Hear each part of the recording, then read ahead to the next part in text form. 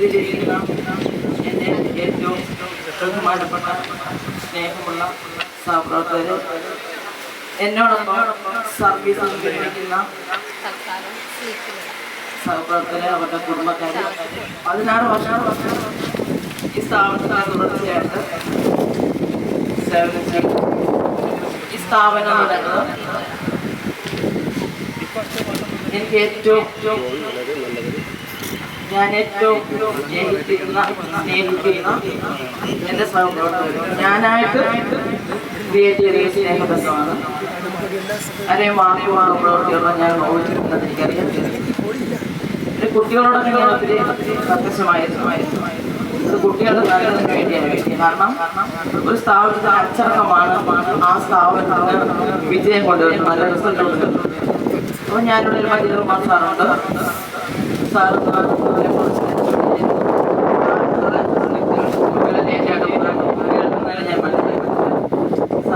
Class നടത്താറ് പിള്ളേർക്ക് നല്ല class. അപ്പോൾ ആ സമയത്തൊക്കെ പിള്ളേർക്ക് സാറിനോട് ദേഷ്യമുണ്ടായിട്ടുണ്ട്. അത് ഞാൻ മനസ്സിലാക്കിയിട്ട് ഞാനത് അവരുടെ ആ പിണക്ക് മാറ്റിക്കൊടുത്തു. കാരണം സാർ അങ്ങനെ സ്ട്രിക്റ്റായിട്ട് നിൽക്കുന്നത് കൊണ്ട് മാത്രമാണ് നല്ല റിസൾട്ട് തരുന്നത്. അപ്പം അങ്ങനെ ഈ സ്ഥാപനത്തിൽ നല്ലൊരു അച്ചടക്കം ഉണ്ടായിരുന്നു, നല്ല റിസൾട്ടും ഉണ്ടായിരുന്നു. ഇന്നെന്ന് പറഞ്ഞാൽ ആ കാലഘട്ടത്തിൽ കുട്ടികൾ എന്ന് പറയുന്നത് എനിക്ക് ഭയങ്കര കാര്യവും സ്നേഹമാണ്. ഞാൻ കുട്ടികളെ വഴക്ക് പറയും, സ്നേഹത്തോടെ അവരെ ചവിട്ട് നിർത്തിക്കൊണ്ട് ഞാൻ വഴക്ക് പറയുമായിരുന്നു. പക്ഷെ അത് തിരിച്ചറിയുന്ന കുഞ്ഞുങ്ങളായിരുന്നു അന്നുള്ളത്. പക്ഷെ ഇന്ന് നമ്മൾ വഴക്ക് പറഞ്ഞു നിന്ന് കഴിഞ്ഞാൽ അവർ നമ്മളെ വഴക്ക് പറയും. നമുക്ക് അധ്യാപകർക്ക് യാതൊരു വിലതരാതില്ല. പണ്ടത്തെ ഒരു സ്ഥാപനമല്ല ഇന്ന്. ഞാനൊരിക്കൽ നമ്മൾ ദീപമേശ്വര വർഷത്തിൽ ഈ ക്യാമറ ഓൺ ചെയ്ത് നോക്കണം.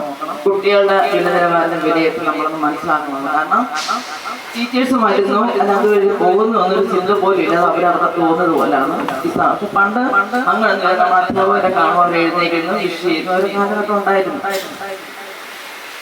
അപ്പോൾ എന്ന് പറഞ്ഞാൽ ഇനി ദീപടീച്ചറിനൊപ്പം തന്നെ ബാക്കി അധ്യാപകർ മെനക്കെട്ട് നിന്ന് കുട്ടികളിൽ നഷ്ടപ്പെട്ട ഒരു അച്ഛനടക്കം തിരിച്ചു പിടിച്ച് എങ്കിൽ മാത്രം നമ്മുടെ സ്ഥാപനത്തിന് ഉണ്ടാവും.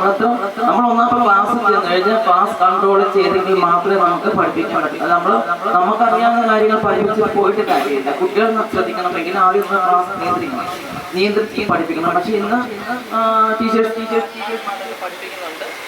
കുട്ടികൾ അവരുടേതായ രീതിയിൽ മുന്നോട്ട് പോകുന്നു. ജോലി ചെയ്യാൻ കഴിഞ്ഞു. അപ്പം എന്നെ സ്നേഹിച്ച എൻ്റെ സഹപ്രവർത്തകർ, ഞാൻ സ്നേഹിച്ച എൻ്റെ സഹപ്രവർത്തകർ. അപ്പം ഞാൻ ഇന്നലെ ഒഫീഷ്യലായിട്ട് ഞാൻ സർവീസിൽ നിന്ന് വിരമിച്ചെങ്കിലും തുടർന്നും നിങ്ങളുടെയൊക്കെ സ്നേഹവും സഹകരണം ഏറ്റവും വലിയ വിഷമം എന്ന് പറയുന്നത് ആ സ്നേഹം എന്ന് അവിടെ മുറിഞ്ഞ് എല്ലാവരും പറയും വിളിക്കും അങ്ങനെ ഇങ്ങനെ നമ്മളൊക്കെ വെറുതെയാണ്. കാരണം ഞാനിവിടെ ഒത്തിരി സഹപ്രവർത്തകരായിട്ട് നല്ല ആത്മാർത്ഥമായിട്ട് സഹകരിച്ചു. പക്ഷെ ഞാൻ വിളിക്കാറില്ല, എന്നെ വിളിക്കാറില്ല, പണക്കൊണ്ടായിട്ടല്ല. പക്ഷെ പറ്റുന്നില്ല.